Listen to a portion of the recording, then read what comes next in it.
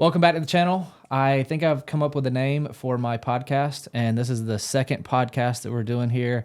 I got a really special guest with me, but beforehand, I want to talk about the name of the podcast. I think I want to name this podcast Zero2. And the reason why is I started a company last year called Zero2 Consulting. I got another company called Zero2 Media. And I really like the name Zero2. It can mean like 0260. We can talk about cars. We can talk to other business owners or people on the team or whatever and see how they got from 0 to 60 or 0 to 100 or where they're at in their journey from 0 to whatever that is. So kind of makes it open-ended, and I really like that name. So welcome to the second podcast. First one named Zero2. And I've got a special guest with me today, good friend of mine, Mr. Bradley Holmes. Yeah. What's up, man? What's up? Glad to be here. Yeah, man. Thanks for being on. So we got the second podcast. We had Amisha on here before, which is our Chief of Staff, General Manager. You want to go ahead and let us know your title and what you do here? Sure. Yeah. So I am the Sales Manager here at Down to Earth Landscapes. I've been here, I think I joined in October of 2018 with you. I was finishing up college. Young buck. Yeah. Seems like yesterday, though. Yeah, that's been that's crazy. while. When you say 2018, it's like, dang, it's 2023 now. Exactly. So I joined.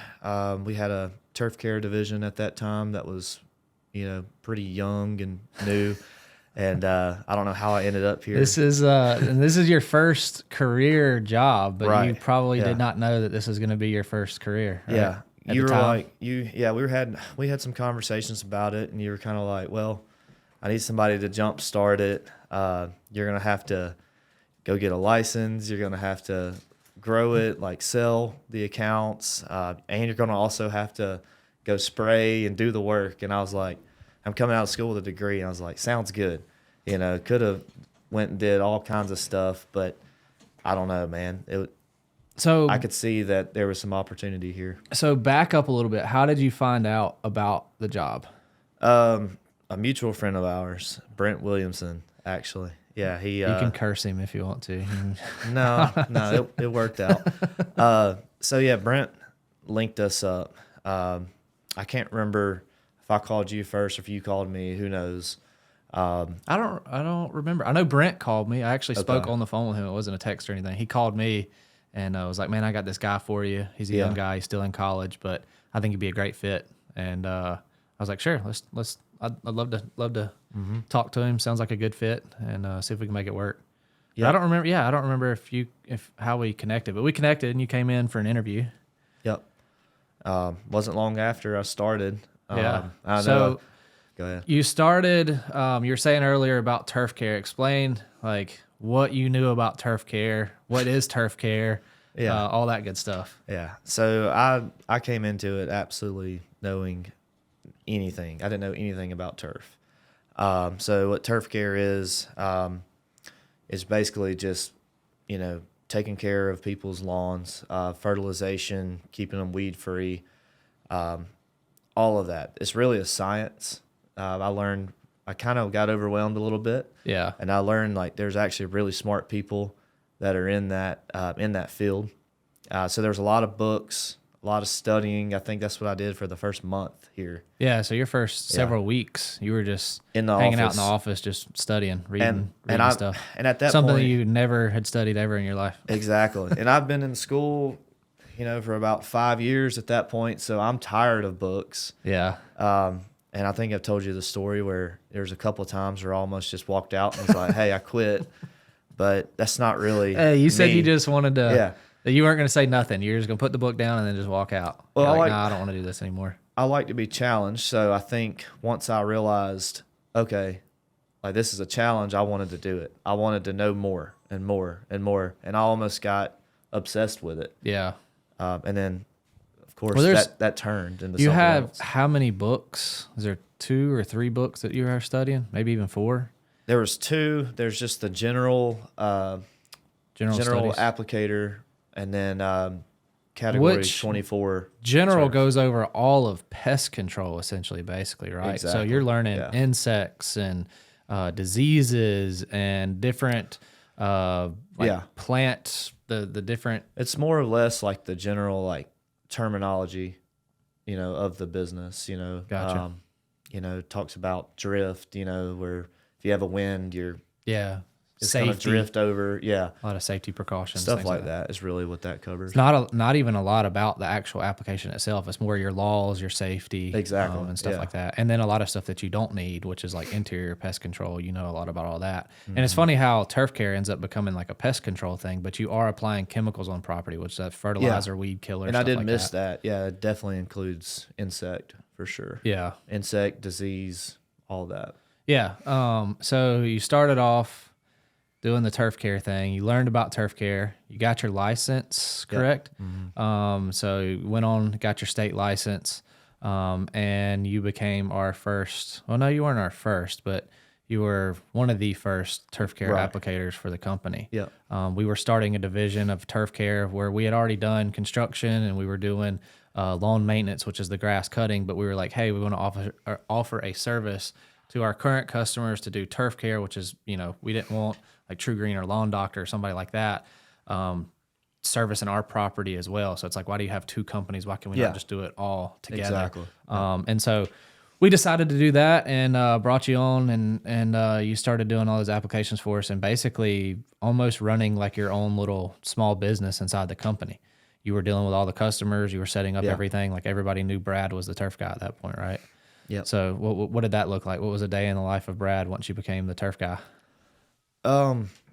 Yeah. So, really what it was is just trying to grow. I think we started out when I came on, there may have been like 30 or 40 like actual turf accounts, that we performed those services for. So that was priority, really the highest priority was just to grow that, after, of course, educating myself on how to do it. Yeah.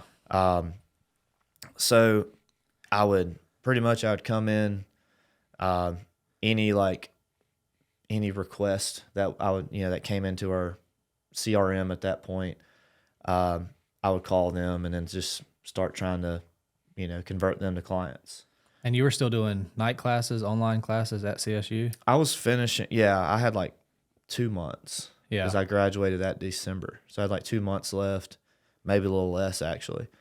So it was initially it was kind of like, okay, I would use part of that day and the end of the day to, reach out to people that were interested in our services. And then I'd use the bulk of the day to actually go get it done. And then at some point, we had a few people that were actually helping us, actually hired some people to applicate. Yeah. And I was training them. And then that allowed me to just focus on growing the division. Yeah. The sales side of it. Yeah. And you had never done sales before, right? Never. Yeah. So what have you done? What are some of your previous jobs you've done? Before here? Yeah, before here. Man, so before here, first job ever was at Billy's Supermarket in Catala. I actually... Typical Harris County boy. Yeah. Now that I'm in sales and doing what I'm doing now, I don't think I've ever told you this, but not that long ago I was thinking about it. I was like, that probably helped me a little bit because I bagged groceries and had conversations with people. Yeah, you had to learn how to interact with people. Yeah. So I think that helped out, just basic communication, So I did that. And then quickly, I guess, about the time that I started at CSU, I started working for a tree service. My English professor, her and her husband owned a tree service. And I was talking to her one day after class and told her I was looking for a change. And she said, well, you should come work for us. You were still at Billy's at this point? I was still at Billy's then. Oh, okay, dang. Yeah, she was like, it's hard work, but, it'll be worth it. And we work with your school schedule. She's a professor, so I was like, if anybody understands school, yeah, that they appreciation. will. Yeah. So I thank them a lot for helping me get through school, for sure, because I could text or call them at any point and say, hey, I need to study for this test or need to do this, and they were like, no problem. Yeah. See you when you're that done. was priority. Mm-hmm. Yeah, that's good. And that was it. And then after that, that's when I transitioned into working here. What? You forgot Carl. Oh, yeah. I did have a little summer job right before. Yeah. Yeah. With a friend of mine. We had a lot of fun. Yeah. You and your buddy Austin Yeah. had a job working basically on a farm for Yeah. a guy. Forgot about that. Yeah. I've heard stories about that, so that's Yeah. pretty funny. Austin flipping the. Did you flip? Who flipped the RTV? Dude, that's off the record. Oh, I'm sorry. We'll bleep that out. Yeah. Carl can't listen or watch this. No, that was me though. Oh, okay. Yeah. Oh man. Have I ever shown you the picture of that? Yeah, you have. Yeah, it flipped over on its side. Yeah. But yeah, so you did that, and then you were like, all right, this is kind of. I'm done with the tree service. I'm done with this like summer job. And I kind of got to get a little bit serious. and Exactly.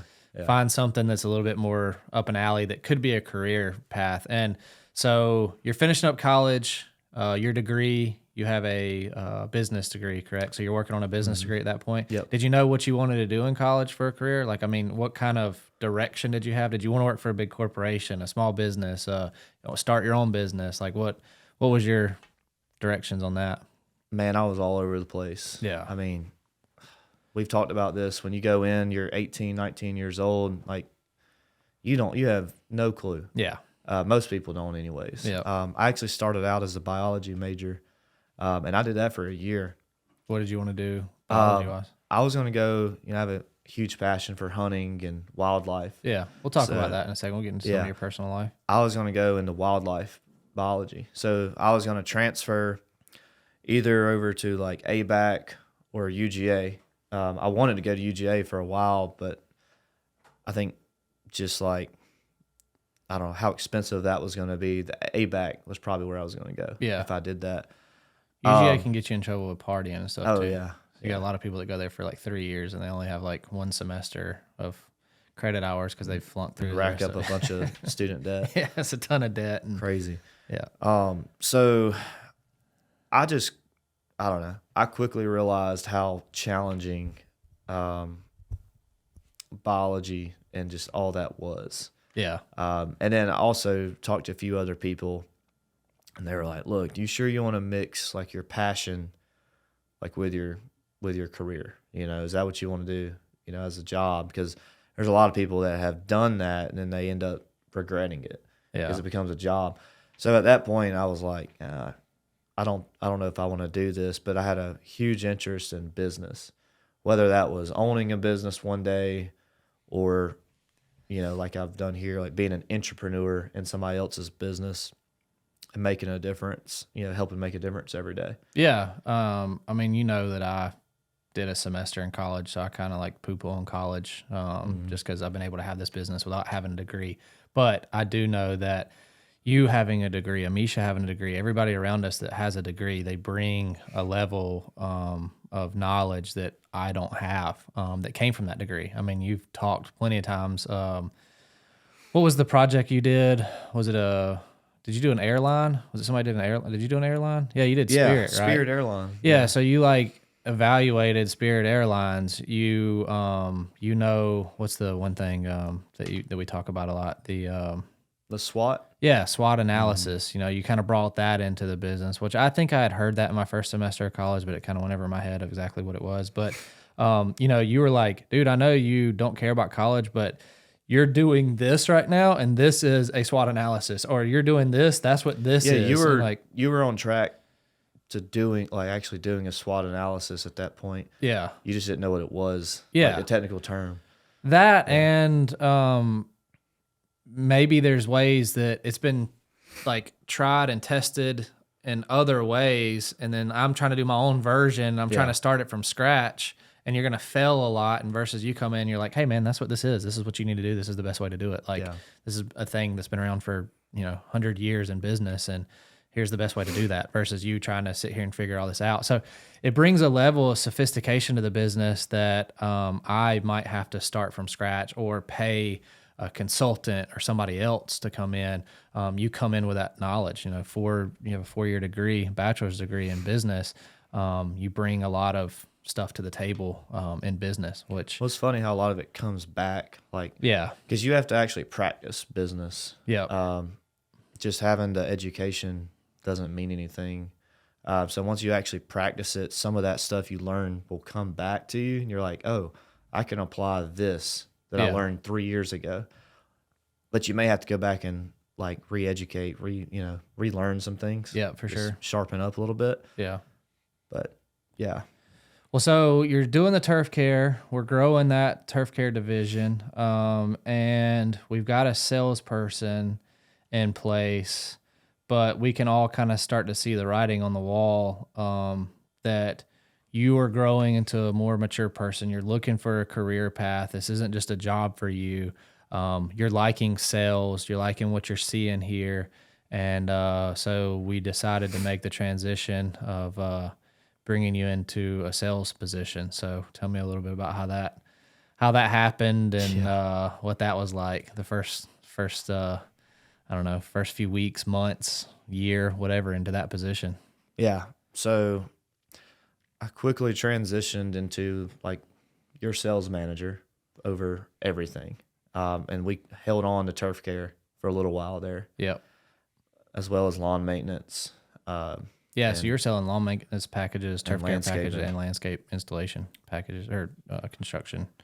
Yeah, and I'll probably touch on that again later. I think about that all the time. Actually, I credit that for. I think it really helped me out in my career. Yeah, we threw you to the wolves, right? Yeah, exactly. So, yeah, I remember thinking, oh my gosh, like, how am I going to do this? Yeah. I did not know anything about landscaping. And then that's when the studying began and that obsession that I mentioned earlier began. I mean, I think you have to, like, if you're going to be like the best at something, you have to almost have like a unhealthy obsession with it. If you want to be the best at it. Well, too, like, I will say this, you were sharing an office with the person that was doing sales with us before. Mm-hmm. So you guys were buddies, kind of, like work buddies. So you guys are kind of conversing and talking back and forth, but also you're listening to a lot of the stuff that he's doing behind you. And you're like, oh, that was kind of weird. Like that didn't make any sense. Like if I'm the customer, that was kind of weird what he just did, or that might not work. So you're criticizing or critiquing him a little bit, but also, and like help, cause he's your buddy. Not like, buddy. I'm just saying, like, he's your work, right? Person in there with you in the same office. So it's like, hey, man, don't do this. Like, try going at this angle, or do this or do that. Like, here's my thoughts on that. So you're kind of picking up some of the stuff that he should be doing differently. You're also picking up when he wins, what he's winning on. Mm-hmm. And so you're kind of like, dang, that's something that I could possibly do. Like, so you're learning a little bit along the way as well from that. For sure. That was the only learning you pretty much had on the construction side. Yeah, but as far as like the difference between Bermuda and Zoysia, how to build a retaining wall. Yep. Building a patio. What are you doing with water? Drainage. Yes. Irrigation. All of it. I knew nothing about. ID. Yeah, none of that. I didn't know anything about it. But you never, still learning. You never stop. Yeah. But it was, it took about a year before I actually got confident and comfortable in what I was doing. Yeah. But you're already doing sales from the stuff before, so you're getting more confidence in sales, but you're also gaining the confidence on what is landscape construction and what does that look like, and design. You're having to come up with designs, on the fly. We didn't really have anybody in-house doing designs. So we did most of our designs in-house, which was just like sketched out or listening to whatever the customer wanted. And at this time, a lot of finger pointing. Yeah. A lot of put this here, we're going to put this here, do this there. And you're trying to figure that out.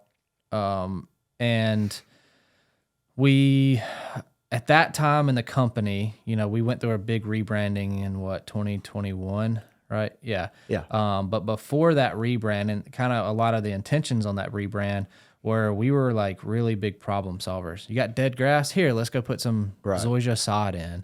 Your grass isn't growing very well. Here, let's put an irrigation in. Oh, you got an erosion issue. Let's put a retaining wall. We were like problem solvers. We weren't really landscapers. Exactly. And you can get by with not having to worry about design or plant ID or anything else if you can figure out, hey, I've seen this problem before and I know how to fix it. Let me propose this to you. But you started learning a lot more about design. You started learning a lot more about aesthetics and wanting to. I mean, you're starting to see the excitement of people's lifestyle changing to where Absolutely. we're sculpting their land and beautifying their property, not just fixing problems, which starts becoming a passion. And it's like, how can we keep taking this a step further? Yeah. So you're learning about all these different aspects where it helps the company grow into a different direction, starts building your confidence, builds the company's confidence. And now, you look from where you were first selling to what we're selling now. Right. It's two totally different things. The position that the way company's in is two totally different things because of that. Yeah. And I think that rebrand, I think I've mentioned this to you before, there was a switch that went off.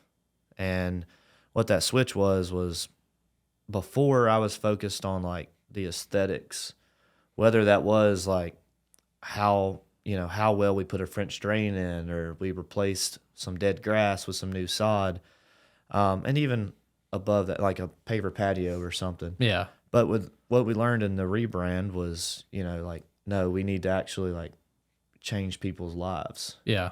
So that problem could be the family would like to go outside more, but they feel like they can't because they just don't have what they need to spend time out there. Yeah. So when you start thinking about like that, really turned into a passion of mine then.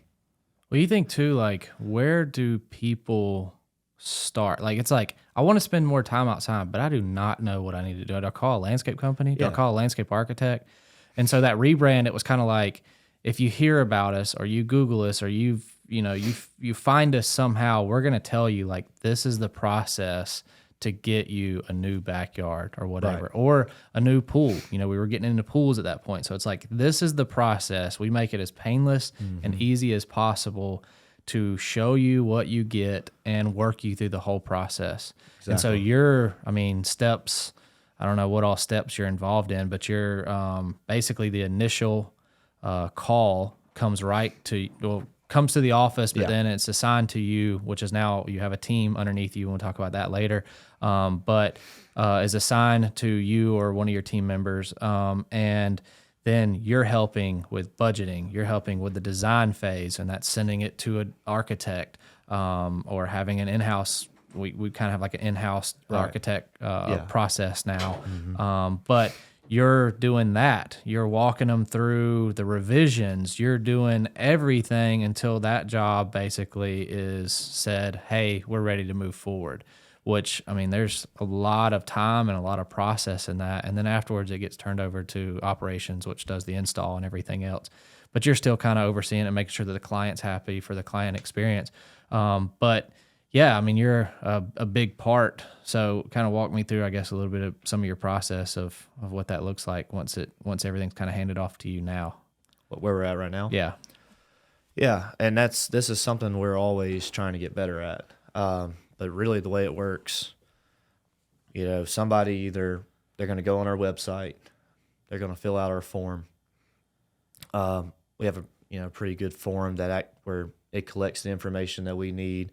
We can get a pretty good idea of what they're looking to get done before we ever call them. Yeah. So we'll get that. We'll give them a call, and then we just start a discussion from there. And then at that point, you're keeping that excitement going. They're excited. But you're trying to keep that excitement going, and also trying to keep people realistic. Yeah, we're trying to see if we are going to be a good fit. Yeah. For them. Yeah. Because that's just reality. We're not going to be a fit for everybody. Yeah. There may be some things that somebody wants and I've done this a lot. We all have. I mean, we'll refer people. We'll refer other contractors if we feel like they may be a better fit. Yeah. For what they're looking to get done. So once we determine. Yeah. Real quick, if somebody's like, we want 50 bales of pine straw put around our house, we're not doing that, are we? No. Yeah. You want a French drain 3 anymore? years ago, of course. Yeah, 3 years ago we've done that. We're not just doing one-off French drains anymore. We only have so much labor, right? Yeah. We only have so many people on our team, so we can't be everywhere. Yeah. And that just doesn't really fit, what we're trying to offer. Yeah. At this point. And now I don't know how many sales calls you go on, but I know you used to. I mean, there were days you were on 10 calls. I mean, that was before we learned to say no. Yeah, we were trying to please everybody. It just doesn't. So you're going to look at $100 job. You're going to look at a $10,000 job. You're going. I mean, almost to where you didn't even have time to get the estimates together because you're looking at so much stuff. So then you're making people mad because you're not giving them their estimate. You're like, I'll try to get you an estimate in a week. 3 weeks go by and they've fallen through the cracks because you had 100 other people call you. And so that's, like you said earlier, we're not a fit for everybody. Right. And we realized that very quickly, and it's like, we don't want a negative review from somebody who was going to spend $100 with us and was never going to hire us to begin with because their job was $10,000. They only wanted to spend $100. Yeah. And then we get a negative review from that person on Google because we never gave them a quote or whatever. And they were completely unqualified. When we should have told them up front, hey, this isn't a good fit. Yeah. And then we have somebody that's ready to spend $500,000 with us. They see that negative review and never pick up the phone and call us, Exactly. And so you don't want those people to create some sort of negative. And so to combat that, we did marketing, the sales process. So, you're kind of walking through the sales process. Just getting better at communicating that. Yeah. That qualifying. Yeah. That's what we call it. Yeah. So we go through that qualifying process. Once we determine that somebody, is going to be a fit, or we are going to be a fit for them, we will schedule an appointment. And then that's when at that point, they already know like what our design process is like and how that works. So once we get, to the appointment, that's when we're actually like diving deeper into what they're actually looking for. And then that's when we're going to record information. We're going to get measurements. We're going to take pictures, videos, all the information we need to actually, which nowadays on residential projects, I'd say 90% of them are going to get a design at this point. We learned, I don't know, it's been a good while now. We learned that process was just like so much more transparent when we had a design with the customer, with the whole team. Yeah. So we're really big on that now.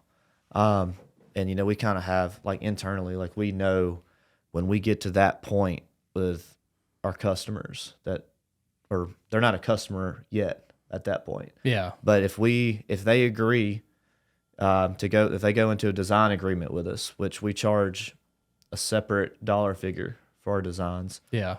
They're probably going to be a customer, and they're pretty committed to doing something. And you allow us to do the designs, and then the client owns that design, correct? I mean, they could pick another landscape company if they wanted to. You give them the design, or yeah, we do. It's people have different opinions on that. We just try to make it known, like, hey, like in the beginning, if you go through the design process with us, like Down to Earth is going to install it. Yeah. Like we're not just in this business to design. Yeah, exactly. We're not a design company. We're a design build company. But so far, I haven't tried to like force people. Like I don't try to make it like, hey, you're going to do this. Yeah. But it's like, hey, this is our intention. Like we want to design and build. Well, I think too, like probably a little bit to like people's comfort is if they've already called us, they've talked to you or somebody else on our team, they like you, they see how easy the process is. We give them a design. I mean, they're loving us already. Then they love the design. Why would they have every reason to choose us? And that's what I was about to say. I think you have to offer as much value as you can to people. Yeah. And that decision should be easy. Yeah. For them. Yeah, for sure. Because at this point, we've already discussed budget, to a certain degree and the money side of it. Yep. And we can tell if there's actually going to be something there. Yeah. So after that, there really is no reason unless we just mess it up, So that's our priority is to like that design process. We are like diving deep. Like we want to make sure we give them as close to what they're looking for as possible. But a lot of people don't know. Yeah. They don't know what they want. Yeah. And I think that's where the value really comes in. Yeah. Hey, like here's your options. Here's what we can do here. Here's what we've done before over at this project. And then you start showing them, your past portfolio of projects, and then all of a sudden they light up and are like, ooh, I love that. And then so you just start putting those little puzzle pieces together, and before you know it, you've got a design completed. You give them a proposal with that design, and it goes pretty smooth after that. Yeah. And something you hit on earlier, you were talking about, one thing, it was just, you kind of want to get the job done. But something now that we really focus on, I think, more than anything, is the client experience. We want to try to give the client experience. Before, I know we've talked about this in meetings before, where used to we would go and do a job, and a lot of people don't understand exactly what all is involved in landscaping. And so we would go do a job, we would put in 8-10 hours on that day, and then leave that day, but their yard was a muddy mess in the backyard, and they're like, "Oh my God, why did you just leave?" And they're calling you at night, "Your guys just left for money," and it's like, "Yeah, it's a construction zone. We're coming back tomorrow and laying the sod when the sod gets there first thing, but we can't go any further. Yeah, we put in a whole day. We're not going to sit there and lay your grass until 1 o'clock in the morning tonight. We're doing it tomorrow." And it was always like, I guess what I'm getting at is, you would argue with a client a little bit. We would go back and forth. We didn't really care about that experience or educating that client. We just would say, "I know you hate me right now, but when the job is over with, you're going to love how everything looks." Right. And that was like our mentality. It's like, and so now I think we've shifted to say we want to try to educate clients as much as we can. We do that through our marketing and our branding, the client experience that you have, but with the client going back and forth, the operations, once it gets over to operations, we try to over communicate as much as possible, let them know what's going on. Sometimes we do a great job of that. Sometimes we don't. We're still working on it. Expectations are everything. Yeah. But I think our biggest shift, like one of the biggest shifts, was we wanted to start focusing on giving the best client experience possible. And that basically starts with you and your team, essentially. That a first phone call, sometimes some people don't even call in, but they'll submit a form online. But then they still have somebody in the office giving them a call. They're doing a little bit of qualifying as far as like, are they in the right geographical area? Yeah, exactly. The services, is it the services we provide? They kind of know what to do. A small list of things to make sure that they're qualified. And then you guys are doing more of a checklist to make sure that they're qualified. But yeah, that client experience, basically after that initial phone call or application, that whole experience is basically left in your hands for a vast majority of that until that job gets closed out. Yeah. And so I guess that's been something, a big transition, and now we have better reviews. We are getting customers, I guess because I like cars, I always like to equate everything, I guess, to cars, but a Mercedes isn't for everybody. But there are people out there that want a Mercedes. Lamborghini's not for everybody, but there are people that want to drive Lamborghinis. I guess you have what we've done is, probably more people drive Hondas or Fords or Chevys than what drive Mercedes, or probably more people drive Mercedes than what drive Lamborghini. And so we're trying to figure out, do we want to service everybody and deal with everything, or do we want to say we're a premium landscape service that gives you the best experience possible, and pool construction, which we do now. We give you that best experience possible. We're probably not going to be the cheapest, but if you're a good fit, which is what you're doing in those qualifiers, if you're a good fit, then here's what that looks like. That's right. So you sell the jobs. So I guess give me a little bit of, so you've been the sales manager for a while and have been the only salesperson for a while. But we've had some changes. So what does that look like now? We started growing. Sales process got down. We're kind of getting some things down to a science, and then we decided, let's grow. Yeah, exactly. I think we reached a point to where like just scalability was definitely, it was getting harder with, just me being the only salesperson on our team. And then I know early last year, going into 2022, just in like our intentions, like we wanted to hire someone else. And then we had talked, like we had kicked around ideas over the past of like hiring assistants and hiring like to help support salespeople, or an estimator that just estimated all of that. And then I remember you came back from an event that you went to, and one of those companies was shared with you what they were doing. Oh yeah, Blair. When I went to Wilmington to Yeah. Blair's company, Yeah. Wade and Dustin, Right. who's in my peer group, they had talked Yep. a little bit about how their sales team is set up. Exactly. So So I was like, holy cow, that makes so much sense. yeah. So you shared that with us, and it was really like the confidence that we needed, because we could tell that the proof was there, that it was working for other people. Yeah. So at that point, which we had been looking for another salesperson, and it just, the way it worked out, I think I made some Facebook posts that I was looking for. At that point, I was just looking for an assistant, because we had like a recruiter or a headhunter looking for a salesperson. That was kind of a long, drawn out thing. We were just waiting. And Jason and Josh both, I think Josh reached out to me on Facebook, and Jason was referred by our good friend Tripp, your realtor. And we interviewed both of them in the same week. Amisha and I did. Yeah, it's like we went from nobody to two. It'd be two candidates, two great really candidates. good. Yeah, exactly. And I remember she asked me, she said, so which one are you going to hire? I said, both of them. And she was like, all right. And then I was like, yeah, here's my idea.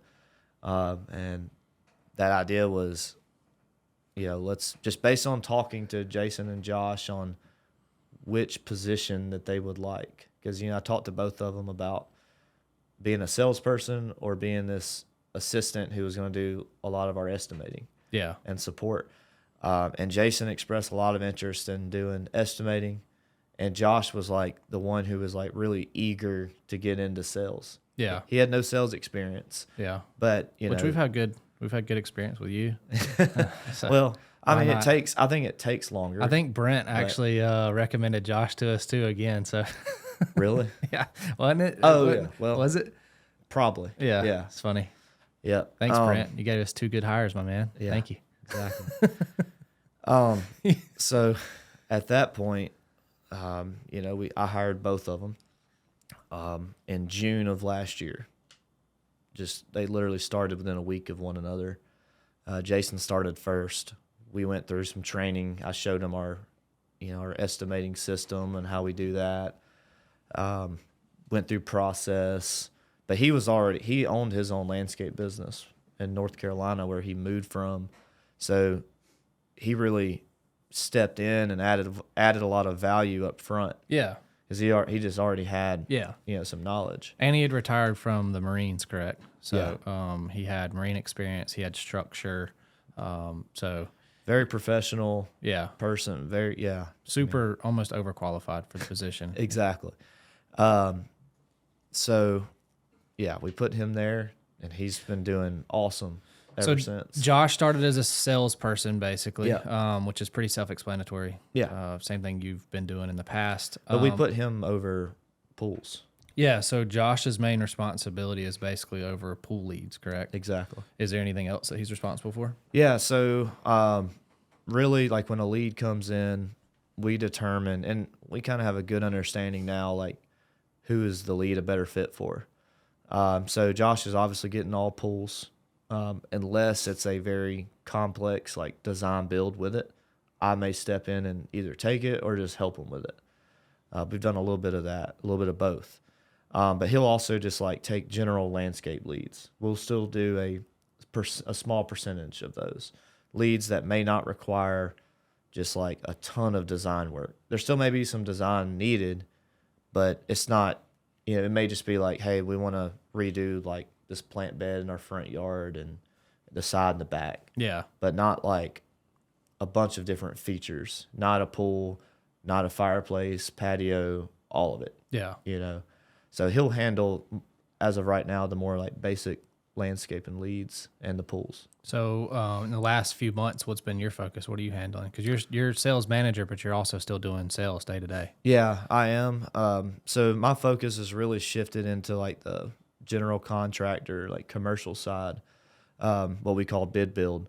So Jason and I work a lot together we're bidding plans, that are sent over to us, or And really just trying to like build relationships around town. What's your average ticket that, your average sale right now on your projects, your bid build stuff? It's a good question, but just like look, I don't have an actual just off the top of your figure, head. What do you think? I mean, they're ranging a lot of them, these contracts now. Give me a range. Yeah, low to high. They're ranging anywhere from 50, 60,000, and we're working on some that are pushing $1 million. Yeah. That'll be a lot of work that will even like go into 2024.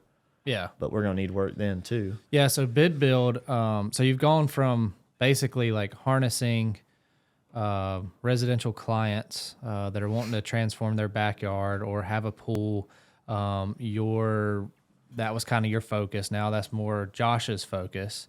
And your focus has shifted to more building client relations with big general contractors, essentially, that are building apartment complexes and schools and exactly, big developments, things like that. You're harnessing those relationships, which typically, big apartment complexes and schools and big commercial buildings and things like those are large projects. You only have to have 4 or 5 handful of clients for you to sit there and harness that relationship and they'll send you as much work as they can. A little bit of change of pace. Yeah. You liking it? Oh yeah, definitely. I love all of it. Yeah.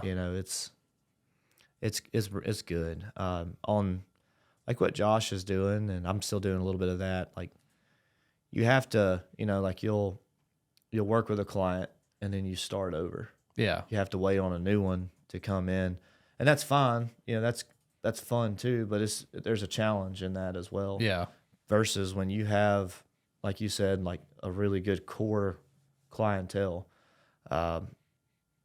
you just kind of work on like building that relationship, maintaining. Yeah. I mean, you're not going to win everything with them. They're still like, it's still price competitive. Yeah. What's really cool, I think I've talked a little bit about this. I don't know how much in detail, but when I first started the business, I was sales, I was install, I was everything, and it took me years, 5, 6, 7, 8 years. I remember like some of my highest sales. I remember selling like a $20,000 job and like my jaw hit the floor. And I'm like 8 years into this business and I'm like, man, who wants to spend $20,000? I'm just used to doing like little side projects, doing this, doing that, also running lawn maintenance.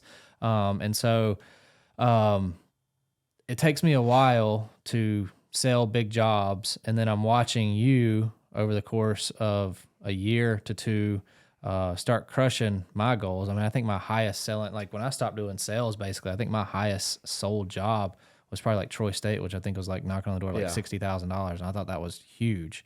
And then I'm watching you come to me and you're like, yeah, we just sold this for 60,000. We're selling this for 70. We're selling this for 80. It's hard when you can't, like you said, you were doing everything. Yeah. So like you really have to dedicate, that's the advantage I've had. Yeah. Is you've just been able to like you gave me the opportunity and you're like, just run with it. Yeah. So I like obsessed with it, did a lot of training on my own, like outside of work, just trying to get better at this. Well, it's cool. Yeah. I'll talk. Well, let's come back to your training in a second, because I do want to talk about that, because you've done a lot of stuff to create value for yourself in this business. And if you want to leave this business, you have a ton of value to yourself. You've learned a lot here, but you've also done a lot of external stuff. But something I want to hit back on that was really cool was you brought Josh in. You're crushing your sales. We're growing every year by leaps and bounds. Company's doing really good every single year. There's always improvements, and we always want to grow. But you bring Josh in, and what is Josh's first sale that he closed? What was his value? I don't remember the exact dollar amount, but it was just over $100,000. So Josh has never done sales in his life, comes into this business underneath your guidance and everything, and sells his first job over 6 figures, which I was just like, I was just taken back by that. I was like, man, that is awesome that he can sit here and come into this, something that I had never even done, which we ended up selling, a job that you kind of got started, but then it was like taking up a lot of your time, and I think was a little bit above my head even. definitely above your head. But I was like, I want to handle this. I don't want to like mess it up. Nothing against you, but no, it was definitely over my head. yeah, at it was that it was time. over my head too. Yeah. And I was like, I got to figure out. I mean, from an owner, I've got a lot riding on this, so I ended up selling the job that was in the millions. But I don't really count that. I don't know. I guess I don't really count that as like one single sale. Like that was a nurturing relationship and an ongoing thing. But I'm just glad I got to have that conversation with them, with Yeah, you, that it was- changed the course of the company. If I mean, you think about it it. really did. Yeah. So we had a huge project that did basically change the course of what we know it, which was amazing. We had a cost plus job that was huge, that involved a lot of moving parts, and allowed us to really grow the business, hire new employees, get new equipment, develop relationships that we hadn't had before, and really grow the company, which helped us, ultimately get where we are today. And we're still growing from that. But I think that, so Josh lands his first ever sale in the 6-figure mark, and then ends up figuring with change orders, ends up being a good bit higher than what the initial sale was. But that was his first sale. And I was just like, holy cow. Like this thing has come full circle to watch somebody never be in this industry, never sell their first job over 6 figures for a small business. That was a pretty, It was impressive. yeah, I felt like that was a huge feat. It took both of us a lot longer than that to do that. Yeah, exactly. But you have worked your butt off, and you've been educating yourself a ton.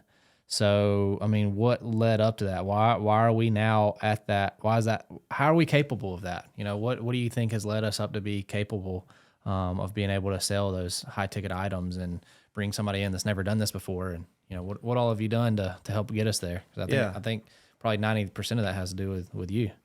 Yeah. No, that's a great question. And I could talk a long time about that, but I'll try to hit on the key points. But I'd say probably summer, I think it was about summer of like 21, maybe 21.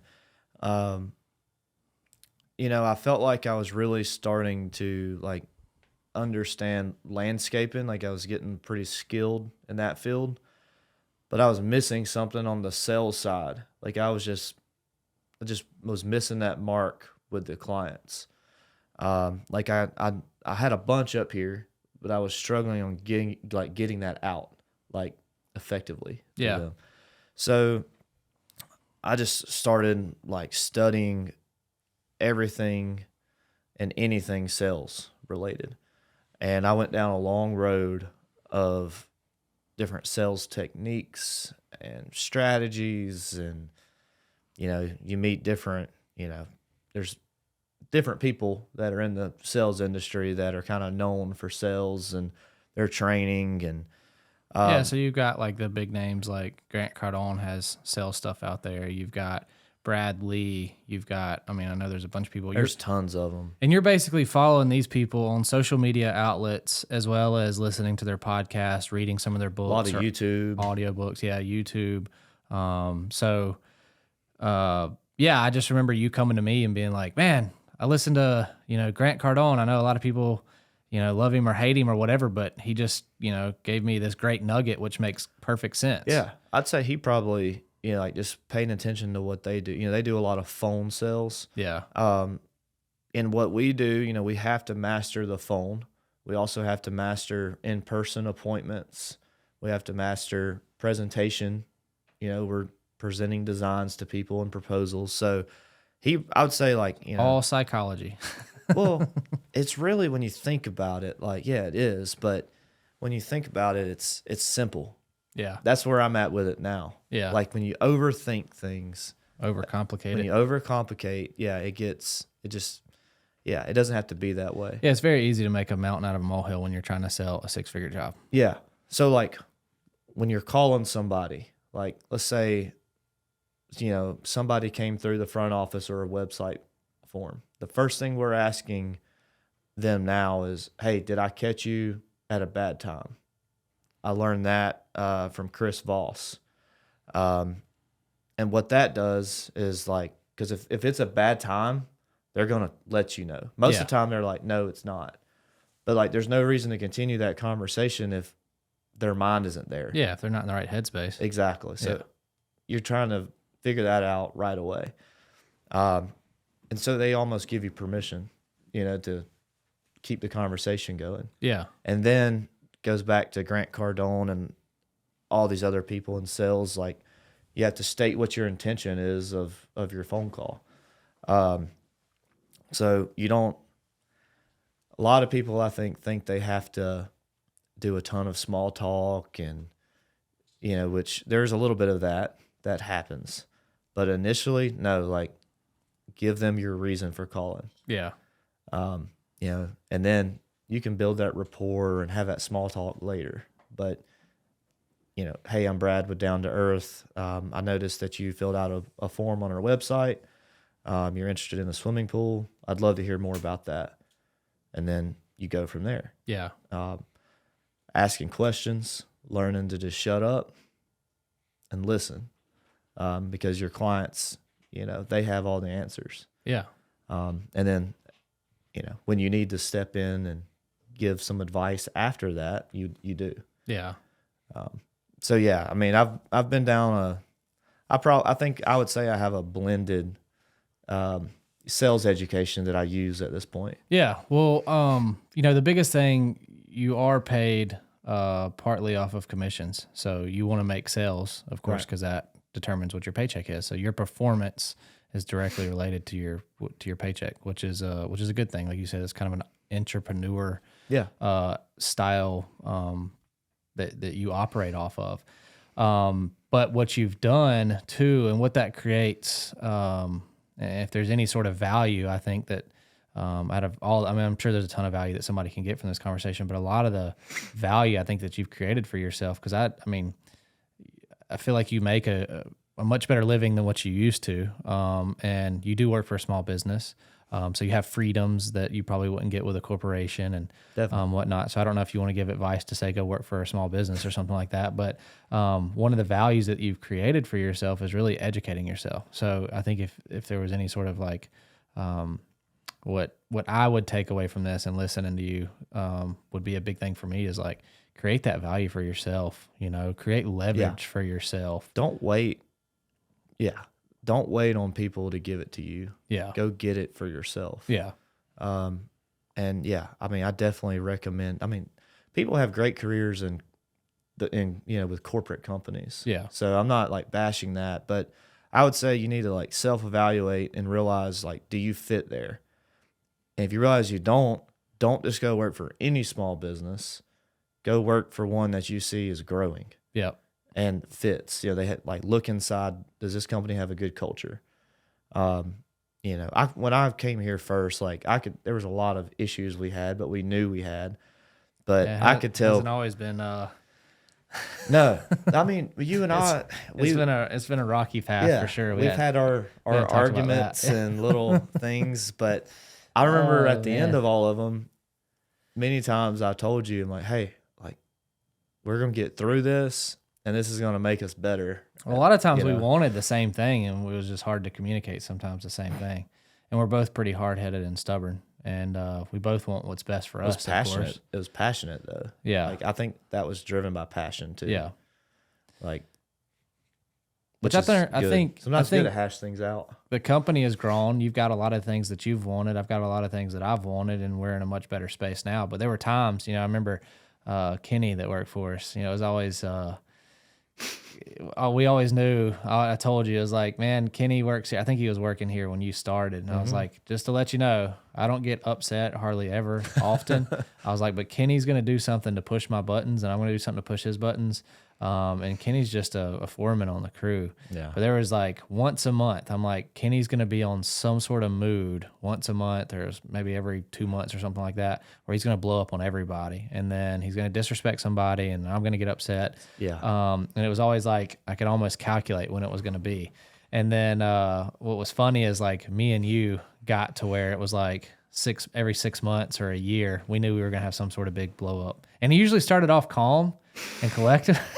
And then it would be like, It just like, Well, I don't know what happened from there. I think we're like past a lot of that, and I think a lot of that's just the way the company is structured at this point. Too. Yeah.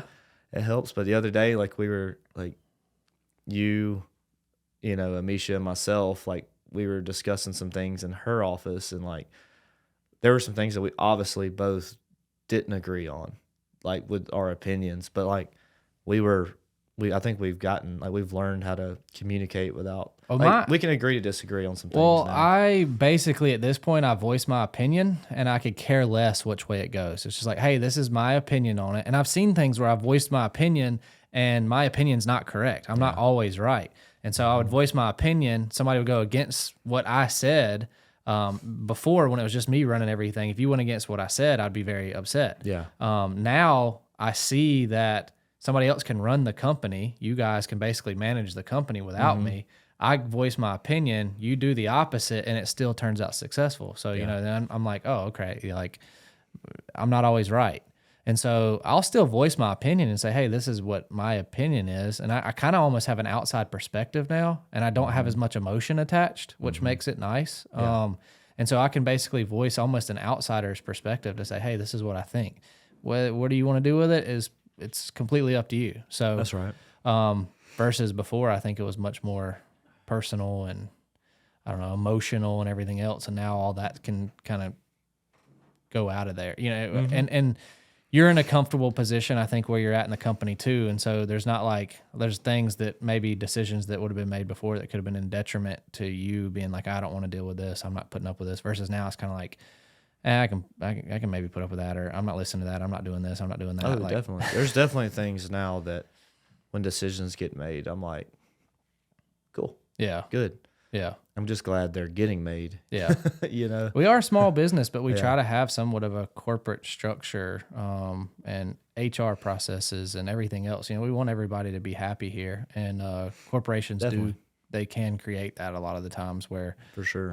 It creates a good culture because that's how those corporations get as large as they are. And so we want to be able to scale and grow and everything else. Yeah. But yeah, it wasn't always sunshine and roses and rainbows with me and you. It was a little rocky at first, but we figured out how to work out our differences. There was a time you quit too. You want to talk about that? I think it was, a good 24 hours that you quit? Or was it even that long? I don't know. I think there was maybe 2 times. There are 2 times you quit? Maybe. No, I think it was feel just the one time. I don't know. I remember I had to go to Phoenix City and look at a job, and I was pissed. I was over there walking off a backyard. I hadn't looked at a job in like 2 years, and over there walking off. I need that guy. I'm over there walking off a freaking backyard side, and I was like, these people are not hiring us at all. What am I doing over here? Like Brad would have probably identified it and, I don't know, done it much easier. Like it would have taken you 2 seconds. It took me 4 hours. I was like, I will say that, like, we have always been able to, even in our disagreements, like, we bounce back pretty quick. yeah, We recover, like, we just keep going on yeah. with our lives and business. I think, I don't know, just being guys, sometimes guys can like let stuff go a little bit easier. We don't hold on to it as much. No. So that's been good. I don't know. Maybe there's something there. But yeah, so we've talked a lot about business. The business has grown. You've done amazing here. I think you're happy. I think you're staying on the team for a while. Definitely. But you've got other things that you do. So what are some of your personal passions that you like? You know, what would take you away from Down to Earth if you were ever to leave? Yeah, so obviously I love to hunt. Mentioned that earlier on. The outdoors has always been a place that I go to. Yeah. It's where I go to get away. There's nothing else.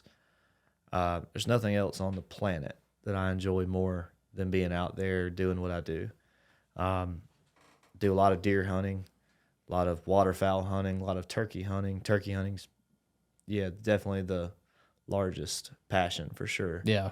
Well, yeah, you got turkey season coming up soon, don't you? Well, Mark your calendar. We won't be seeing Brad for a while. When is turkey season in Georgia this year? It's like first week of April. Gotcha. Through middle of May. So it's a month and a half time frame, somewhere in there. But with all the the traveling that I do now, like I start in like mid-March and go to like the 1st of June. Yeah, went to Maine last year, New Hampshire and Maine, and ended our season up there. Went to North Dakota again last year and South Dakota. South Dakota. Yeah, I traveled to, I think, 9 different states last year during the spring. It's pretty popular nowadays, people to travel. Yeah. You know, not everybody, a lot of people are doing the whole chasing 49, where they're hoping to harvest a turkey in all 49, you know, the 49 states that you can get a turkey in. Which one doesn't have a turkey? Alaska. Alaska doesn't have a turkey? Their daylight, their photo period messes them up. Oh. Because turkeys, you know, they live and thrive off of the daylight hours. Gotcha. That's what tells them when to breed. So there's not a turkey in the southern part of Alaska at all, like near the Canadian border? No? Not that I know of. There could be, but definitely not a huntable population that they want to open this season. Didn't know that. They're in Hawaii. What turkey is in Hawaii? The Rio Grande turkey. Yeah. What do we have? What, 4 turkeys? 4? Eastern, Osceola, the Miriams, and the Rio. Have you've harvested all but the Rio? No, all 4. You got all 4 now? I did all 4 last season. Gotcha. So, Where'd you get a Rio at? Kansas, Western Kansas. Nice. Yeah. And then Osceolas are in Florida, right? Mm-hmm. I only know all this because of you. Just FYI. I don't study hunting, turkey hunting at that. Yeah. So yeah, that's all that is a huge passion of mine. That's a grand slam. The grand slam. If you get all 4 in a season. That's the single season grand slam. Okay. You can kill. I mean, once you get all 4, that's called the grand slam. Gotcha. Yeah. And then there's something else too, right? What are the other things? You got a grand slam, a single season grand slam. There's so many different. The 49. Ones. The 49 is the U.S. Super Slam. Super Slam. Okay. Which is what I'm, chasing now. Gotcha. That's a long journey though. Yeah. But yeah, so that's. So you like turkey hunting? You like waterfowl, ducks, geese, all that kind of stuff. Deer. You got your brother Dustin involved in geese now. He's getting obsessed, right? Yeah, he's pretty. Yeah, there's several of us that are pretty big into it. Yeah. It's just, we love it. Yeah, it was funny to see Dustin, your brother. Like you took him hunting with you. Was it 2 seasons ago or 3 seasons ago? Going goose hunting, something like that. And you got obsessed with it. Yeah, then he all of a sudden got obsessed with it. He's like calling you and texting you, dude, are we going goose hunting tonight? Are we going goose hunting today? Oh yeah, like freaking out about it. He got obsessed with it. That was cool. Yeah, because we've always had different hobbies and interests, and we found that. I've never could really relate to a lot of the stuff that he was into. Yeah, music it's hard and gaming and stuff. It's hard for me to relate with hunting. I guess I think about it like my cars. Like probably the happiest I can be is just like being in one of my cars and just like gunning it. Just like taking off from a stop sign or something and just like flooring it, and it's just, I don't know, there's that quick exhilaration. Then you're like, oh man, this is awesome. Or like seeing a kid get excited about one of my cars or something, like coming up to me at a gas station, or I don't know. There's like little bouts of happiness for cars for me. Maybe I don't know if that's the same thing. I don't feel like I really have any other like passions. So maybe that's same feeling. That's your passions. escape. Passions have you spend time on those. So we talk a lot about time, and you being a serial entrepreneur that you've been labeled. I don't think you can have like a ton of just hobbies necessarily, because you're always focused on your businesses. Well, I think and some of those guys you mentioned earlier, I think it was Andy? Priscilla? Yeah, that said, I think it was Andy. I think Eric, my barber at the time, or my barber. I haven't really been to a barber lately, but if you can't tell, we were talking one time about something, and I just told him, I always thought, there's always some sort of like goal to work towards. And in business, your goal is like, I'm going to hit $1 million in sales this year. I'm going to do this. I'm going to do that. I'm going to do that. And then you get there and you realize it's like, it's kind of empty. It's like, damn, I made it here, but what do I do now? Like this, I still feel like I did a year ago. Like, and there's not like any fulfillment. And so, I realize, and I'm like, why do I keep doing it? I realize there's no fulfillment. There is no like pot of gold at the end of the rainbow. But what you have to really enjoy of being an entrepreneur is actually that journey. And you don't realize it until somebody basically makes you aware of it. It's like, no, dude, you don't care about the end result. You actually love the journey. You love all that stress. Like that's what feeds you. And so maybe that is my my passion. And I think still, even with you being an entrepreneur and being in sales, you still have to feel that same way. You got to really like that journey. You got to love that hustle and that grind. And but you do have an escape, which is your hunting. I've got an escape, which I feel like is my cars a little bit. Yeah. Going to car shows, stuff like that. So everybody has something, you know. But yeah, so you like hunting. You've bought a camera recently.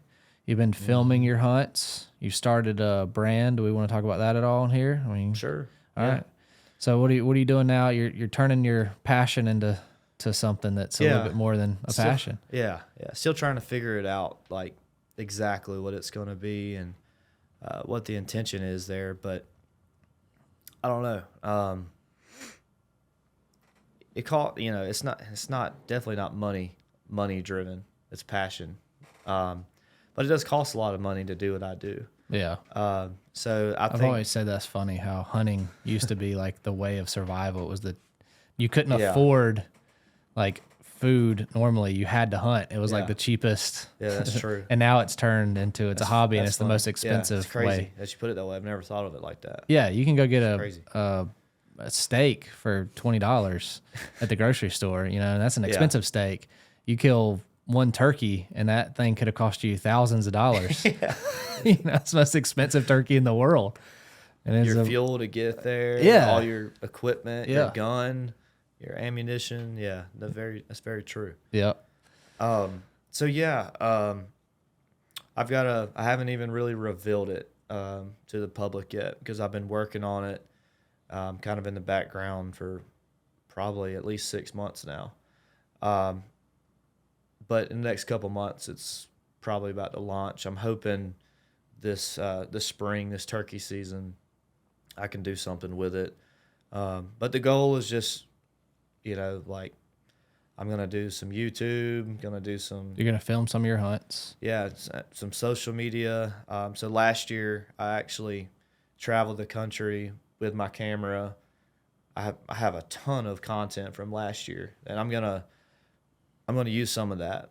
But I've realized that it wasn't like the high production. Like it doesn't have to be like super, like people, big established brands spending thousands of or hundreds of thousands of dollars on production. But I want to do a little more than. Yeah, you got to start somewhere. I'm trying to do a little more than where I'm at. Make a challenge. Go watch your favorite YouTuber. Go to their first videos. Watch how crappy they are. Yeah. They're terrible. And then watch where they are now. You just got to start somewhere. You just got to do it. So I did that all last year. And I interact like really heavy, like in the hunt with pretty much all of it, like turkey, waterfowl. Like I'd say among my friends, I'm pretty well known, like for doing a lot of calling and. Yeah, you won an award for calling, right? Last year. Yeah, I guess so. Yeah. Not really something I've done a lot of, but it was right down the road from my house, and I went and did it. And had last minute, right? Yeah, had a lot of fun. That same contest is in a few weeks, and then the Grand Nationals is in mid to late February that I accidentally qualified for. Yeah. So I'm going to go do that. So you ended up tying with the guy who won the Grand Nationals. No, right? He didn't win the Grand Nationals. He won the Worlds. Which is even more? No, it's weird. In turkey calling, it's a big, Worlds is still a big deal, but Grand Nationals is still known as the Super Bowl.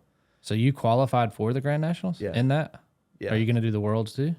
I could do that next summer if I wanted to. Yeah. But I am going to the Grand Nationals. So you ended up tying first place with the guy that won Worlds, basically. Yeah, we got into what they call a call-off, and then he beat me the second time we called. When you win Worlds, which he had won that previous summer, you qualify for life for Grand Nationals.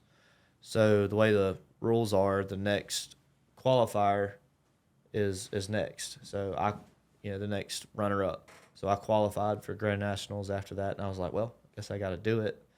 It'll be fun. I've always, I grew up watching it, and, it truly is, the Super Bowl of turkey calling. Did Michael Waddell do that? He was... he was younger? Oh, yeah. I mean, he did a lot of calling. He never made it to the finals. He actually... So a few years back, he was emceeing the event. Yeah. and he actually made some jokes referencing like he could never make it to the finals and all that. But the finals are really cool. It's like American Idol open mic. You're on the Grand Opry stage. You have a judge panel. You have an MC, like lights on you, all that. They interview you at the end of it. So I'm excited. You do that, they interview you. If you got your brand going by then, next thing you know, that's like all the promotion you need right there to build your brand. Mm-hmm. And that's what I'm hoping. Like, maybe that'll help out a little bit. Yeah. Get started, because getting one off the ground running is tough. But when I registered, they ask you for a sponsor. A lot of people who have their own brand or they'll whatever, sponsor themselves. They'll just put their own sponsor. Yeah. So I put that in there. So what do you want to do? What's your big dreams and aspirations with the brand? What all do you want to do? Like, what's some of your first? What's some of the initial stuff you want to do, and what's some of the long-term goals? Initially, it's just going to be like traveling around, finding a way to like, and this is it just a turkey brand, or all of it? It's all of it. It'll be. You're gonna do fishing too, or mainly just hunting? Just hunting. And I want it to actually be a little more than that. Lately, my latest idea, you know how it is with ideas, right? Oh yeah.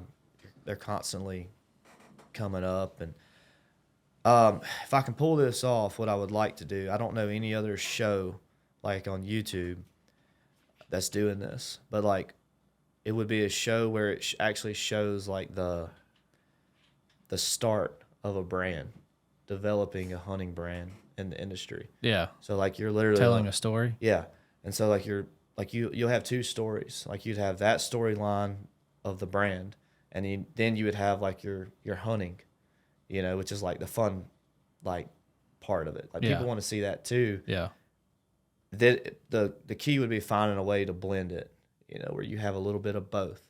But yeah, definitely that storyline, that's what I want to do. I think it'd be really cool to have that like documentary of like, here we are, we're just starting this thing. I would introduce myself, like tell people what I do for a living now, like that I work here, and then I'm doing this on the side.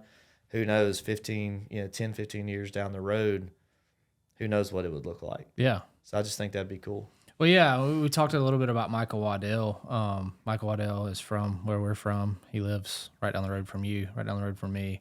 Have an opportunity to do a little bit of work for him before that. I think he kind of decided to go a different route, but Michael Waddell is one of the most popular deer hunter, or hunters, probably in the hunting space. Oh yeah. And then one of our good friends, mutual friends, Ryan Wakenig, is a marketing manager for him. Yeah, he's a marketing manager for him. So we have a really good friend that actually works for Michael. So it's pretty cool. And so Michael being from here, Realtree starting in this area, Michael working for Realtree, we've both kind of grown up around knowing who Michael is and knowing his kids and knowing, his acquaintances. So we kind of know, sorry, get a call there.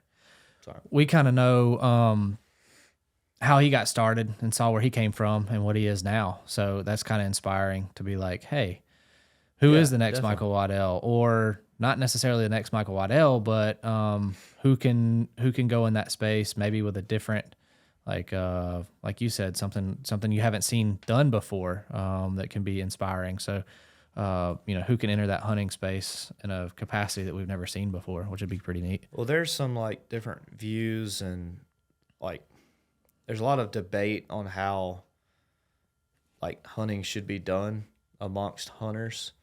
So I think what I've noticed over the recent years, is a lot of these brands are competing with that message that they put out to like what that looks like. Like, no, you should do it this way.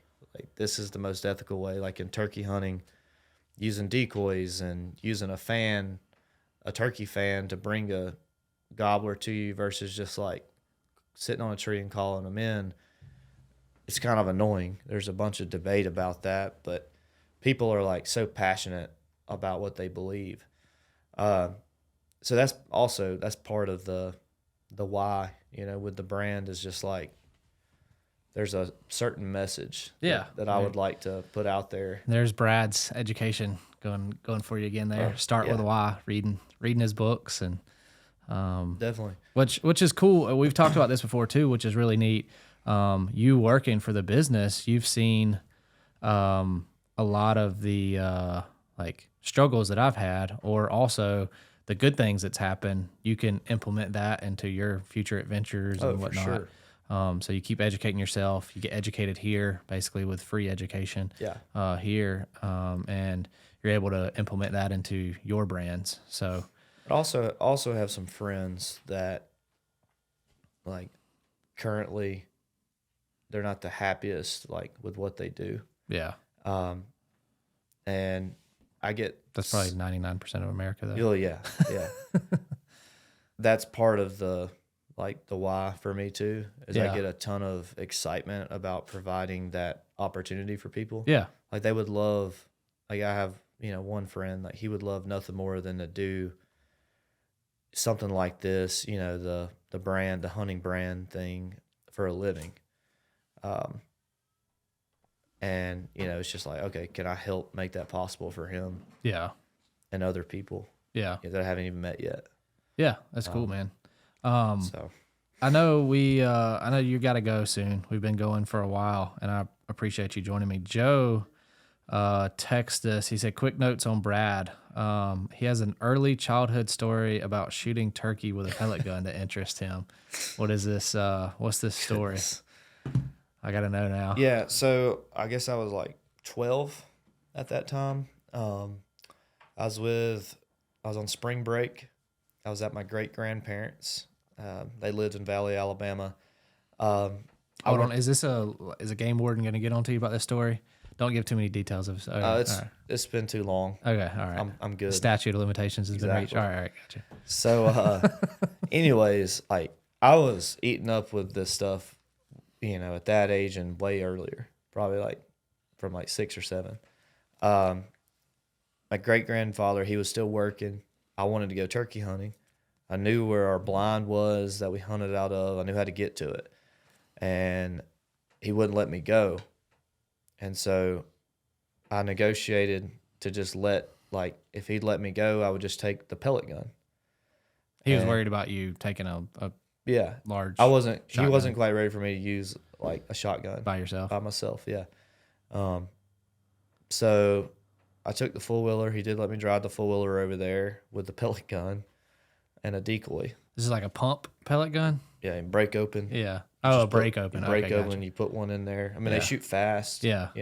Has a scope on it, all that. With a 22 caliber? I don't think it was 22. What is it, Joe? Like 17? 17. 17 caliber? Yeah. So went and set up in the blind and like been hearing some off in the distance, kind of calling at him and stuff. It poured rain, and then like about 9 a.m. the sun came out. It just turned into like the prettiest spring morning like you would ever see. And then out comes these 2 turkeys. They were jakes. So a jake is a young gobbler. Young male, right? But legal. Yeah, legal to kill. So they came right out in front of me, and I put the barrel of the pellet gun like on the window, had it super steady. Did you have a scope on this pellet gun? Yeah. And I remember, but the turkeys were at 10 feet. So it was like, you didn't even need it. I knew where they needed to be. I had the decoy at 10 feet if I was going to get this done. And just squeezed the trigger, and it hit the ground. Dang. And it was perfect. It was actually really ethical. Like, it worked out. Now, it could have went the other way. But is it legal to kill a turkey with a pellet gun now? No. It's not it's definitely not what you want to take out there. You could definitely wound one pretty quickly. Gotcha. If you didn't make a good shot. Yeah. I'm wondering about like the legality of that though. Would anybody even say anything about a pellet gun? Especially to a kid. Yeah, to a kid, a probably 12-year-old. Tell us your great-grandpa's reaction.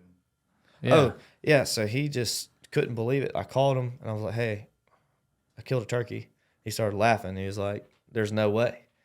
And I said, I'm telling you, just shot one with his pellet gun. And he like left work immediately, came over there, and he couldn't believe his eyes. And then he just started calling all his buddies around town. And then like we just started driving around town showing everybody. Y'all drove around, showing everybody. All his friends. Y'all check out my grandson. Yeah, they could not believe it. They're high-fiving you and stuff. They're all hyped up about it. I still have buddies to this day that don't believe me. Yeah. They don't believe the story. And I'm like, I've got pictures of it. Yeah. I'll have to bring that in. Yeah, that's cool. Yeah. We might be able to throw some pictures on the edit, Joe. Yeah. Get some pictures and throw it up on there. There was, we'll wrap up here real quick, but there was one other thing he said. Brad had a lot of philosophy about bringing joy to people's yards. Is there anything that we want to discuss on that before we? I think we touched on that a little bit. Okay. But like the whole why thing, like I was talking about with my brand, but for down to earth, when I was talking about that switch that went off. Yeah.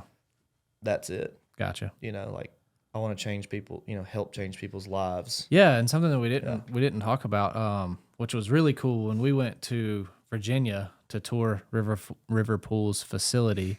Aaron was up there talking to us, and he's like, it's a really cool, like you guys are doing landscaping, I get it. And he was like, but selling pools is like a completely different animal. And he was like, and there's a lot more passion in it. It's more fun. You're selling fun. And he said the first day that you go like put in a pool in the ground, you'll pull up, you got the pool, you're offloading it, and you look on the back porch and you got a kid standing there in goggles and a bathing suit, and he's like, and they're ready for the pool. They don't realize that a whole construction phase has to take place, first, but they're so excited.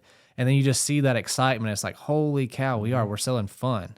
We're selling quality time. We're selling so much more than just putting a patio or a fireplace. I mean, those things are fun, or a kitchen or any sort of outdoor living area. That stuff is fun. And you're selling nice aesthetics and whatnot. But when you're selling that fun, that's a different animal. And I've definitely, since we've started installing pools, I've seen that excitement level raise from people. Like we've got a project right now that we're finishing. And when I was going through the design process with them, when we got done, the wife was just like, she looked at me and she goes, I'm so excited. Like just the level of excitement that she already had. Cause it was her husband, and their younger son. I think he's like 7 or 8. But like when you looked at their backyard, like before, there was nothing to do. Yeah. You could run around in the grass maybe. Yeah. But like now they're going to have a pool. We're pouring a driveway going to their back, like extending that's going to be for parking. They're going to put up a basketball goal, have a little like basketball goal, court there and all that. They went from having a house that they could not enjoy the backyard at all to now probably hosting everybody's birthday parties, reunions, exactly. End of the year baseball, football, things at their house, and all having fun. So we went from something that you don't want to entertain anybody to now you're the person entertaining everybody. And next time you see that kid, he's probably gonna be wearing flippers and walking around the backyard in flippers, hopping in a pool. It's pretty cool stuff. That's awesome. I did want to, one other thing I want to talk about really quick was Jason's position. Oh yeah. I did want to hit on that earlier. So we have Jason, who is the sales assistant. What exactly does that mean, and what did that mean for you to have Jason in that position? That's a really exciting position. And that assistant position is actually what we talked about earlier when I went to a peer group meeting, and the guys there, told me kind of how they operated and used assistants. Right. And I was like, holy cow, the light bulb went off, and that was kind of when I was like, we need somebody in that position like immediately. Yeah. So what exactly does Jason do? So probably 80 to 90% of what he does is he supports Josh and I with estimating. So on the bid build, the commercial that we mentioned earlier, he's downloading these plans. He's got his own takeoff software. So a lot of these plans, they won't spec out the square footage of sod, and you have to actually go in there and like put it in these programs and figure it out. So he's doing a ton of that, which that takes a lot of time. So in the past, when I was working on these commercial bids, I may have, 3 or 4 days in a week just dedicated to working on that. But I also had these other customers waiting on me, to give them a proposal on this project or follow up with them or whatever that I should have been doing. Yeah. So when we hired Jason, he immediately opened up that time for me to do that. Well, salespeople are really good at sales. Yeah.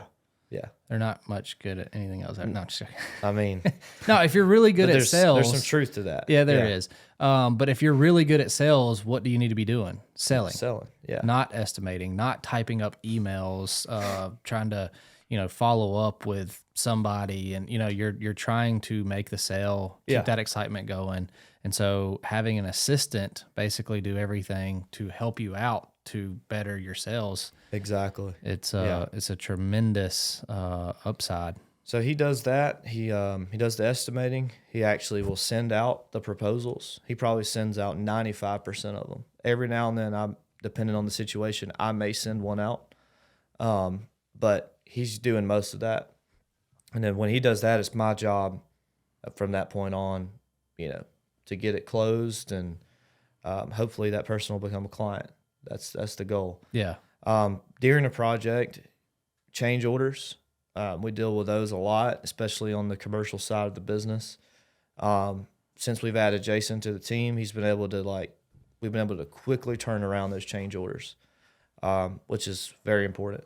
Because in change orders, if you stall too long, it can actually impact the project of what you've already sold and have agreed on. And it can actually, before you know it, you can be spending way more time than you should have. Yeah. If you don't get that, that done. Yeah. Because it impacts what you've already agreed to do. Yeah. So he helps out with that. Jason's he's been awesome. Yeah. Since we've added him.